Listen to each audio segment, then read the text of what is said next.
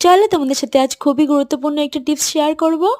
এই যে হাতে যে কালো পদার্থটা তোমরা দেখতে পাচ্ছ, এটির নাম হলো হিউমিক অ্যাসিড। এটি গাছের জন্য একটি খুবই গুরুত্বপূর্ণ উপাদান।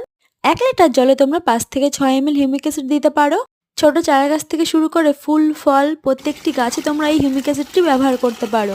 আজ আমরা আমাদের প্রত্যেকটি গাছে এটি দেব, তাই 10 লিটার জলে আমরা হিউমিক অ্যাসিডটি গুলে নিলাম। দেখো জলের কালারটা কেমন চেঞ্জ হয়ে গেছে। সাথে আমরা কিছু ইউরিয়া ভেজানো জল দিয়ে দিয়েছি।